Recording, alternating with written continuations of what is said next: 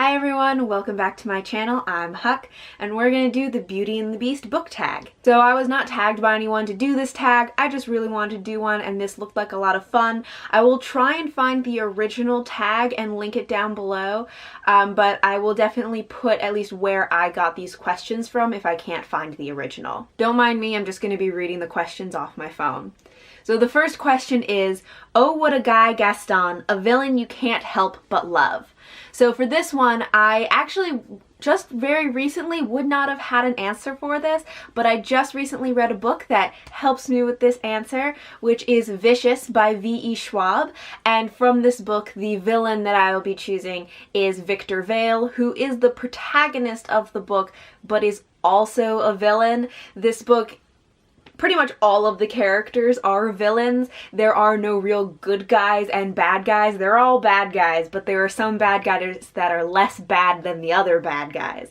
So Victor, you know, you really get to know him and like him and sympathize with him. As the protagonist, you get to see the story through his eyes and through his perspective, so it kind of makes sense, and sometimes you start to forget that he is a villain, but then he'll do things where he kind of talks about how much he likes to torture and kill people, and it gives him a sense of calm.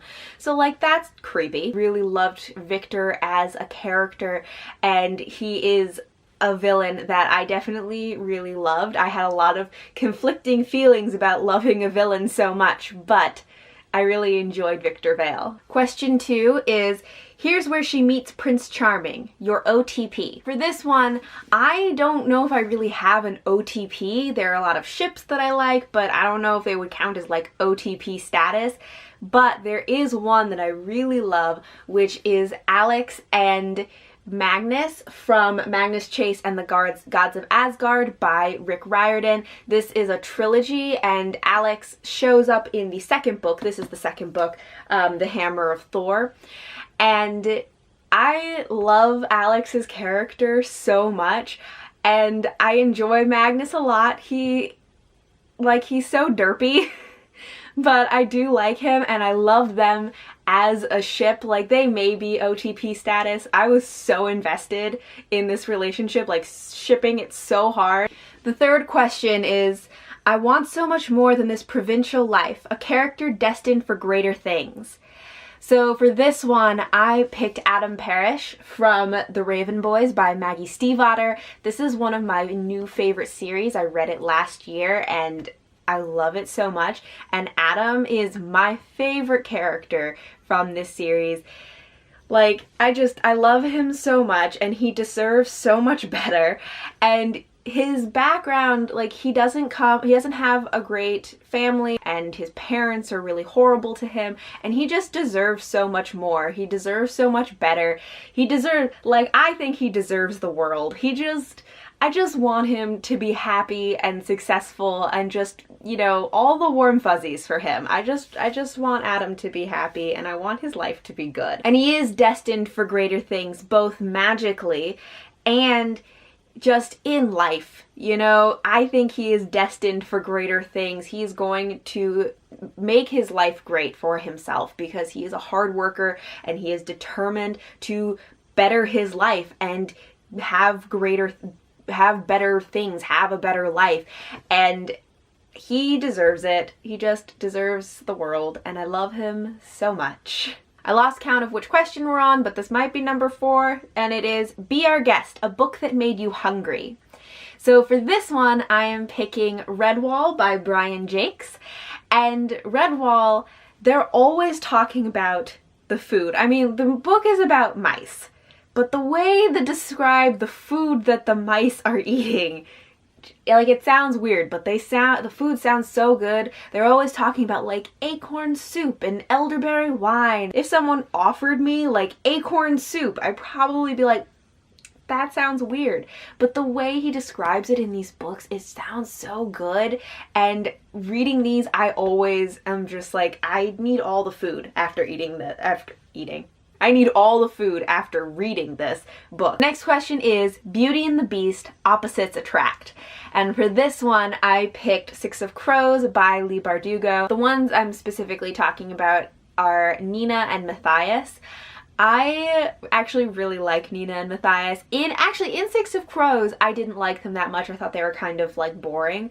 But in Crooked Kingdom, I loved them. Maybe I should have held up Crooked Kingdom.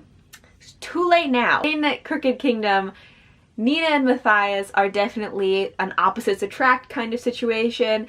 Matthias is very like straight-laced and, you know, by the book, follow the rules, very conservative and straightforward.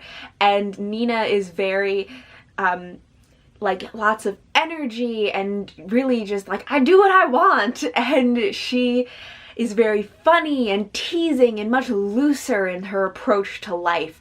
And the two of them play off of each other really well, and I really, really love them together. And the next question is, but there's something in him that I simply didn't see, a character who is more than they appear. So for this one, I'm gonna use Six of Crows by Leigh Bardugo again, because this time I want to talk about Wylan. He was one of my favorite characters in this series. He's just a little cinnamon roll, and he's great. But he definitely is more than he appears. I think that he is more than he appears to both the reader and to the other characters. The other characters definitely underestimate him at first. They think that Wylan is just like a spoiled rich kid who can't really do anything, and that his only use would be like possibly to hold him for ransom or as collateral against his father. But Wylan ends up being really smart and clever and really brave, even if he's not like a charging into battle kind of brave, but he shows his bravery in different ways. And he definitely is more than he appears, because he is a cinnamon roll and he appears like a cinnamon roll, but he also is very clever and brave, and there's more to him than meets the eye at first. The next question is, I was innocent and certain, now I'm wiser but unsure, a book that changed you in some way. So the one that I'm picking for this is actually one I already mentioned, which is The Raven Boys by Maggie Stiefvater. Really, it's this whole series. But this one actually changed my opinion about a whole genre of books, really, because most of my reading, I'm very much a fantasy and science fiction reader. I don't really read books that take place in the real world at all, except for like one urban fantasy series. One. Other than that, I'll be like reading the back of the book and it mentions like a car or a gun or like anything remotely modern, and I'll just be like, not reading this anymore, because I just don't like books that are set in the real world, even if they have magic in them.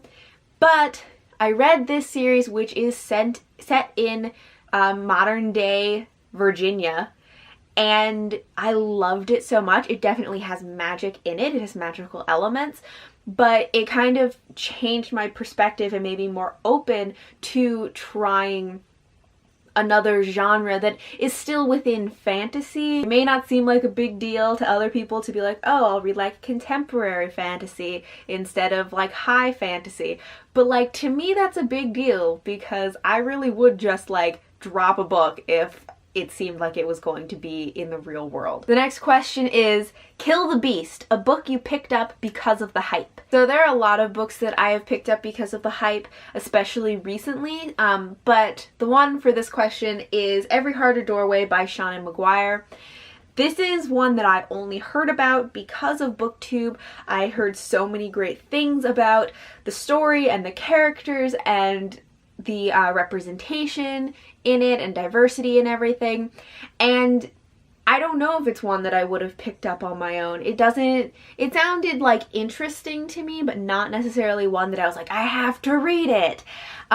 So this was definitely because of the hype, and now I'm really glad that I read it because I really enjoy it. This one, reading it because of the hype was a good choice. There are other books that I read because of the hype that were not good choices, but you know, such is life. Sometimes the hype is warranted and sometimes it's not. The next question is, I'll Never Shake Away the Pain, a book or moment that always makes you cry. So for this one, I'm cheating a little bit because I'm saying a series instead of a single book, but for me it's The Hunger Games. I love The Hunger Games. I know a lot of people are kind of like, oh, you know, I'm over the Hunger Games now, but I love these books. These are some of my favorite books, and they make me cry every time. I do not cry very easily at books. There's so many parts that are so heartbreaking in these books.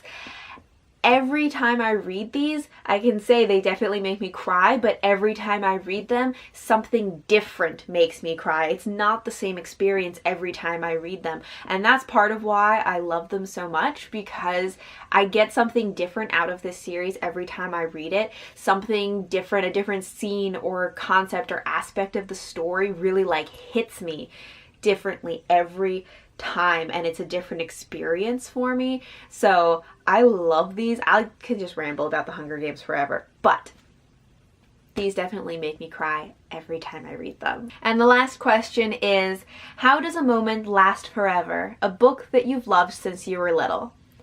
So for this one, I'm going to pick The Forest Wife by Teresa Tomlinson. This is one that I actually reread last year, and I'm really glad that I did because I still love it. This one definitely stood the test of time. It is kind of like a Robin Hood adjacent story, and it follows the forest wife, which is kind of the character in this, a character that Maid Marian becomes. So many of my childhood games were about the forest wife and like healing the people of the forest and the animals and like all of this stuff. So I loved this as a kid, and when I reread it last year, I still really enjoyed it and really loved it. So that is all for the Beauty and the Beast book tag. Let me know in the comments down below your answers to any of these questions, especially the one about books that you picked up because of the hype. I think that's an interesting one, so I'd love to hear what books you picked up because of the hype. Thank you all for watching, and until next time, bye!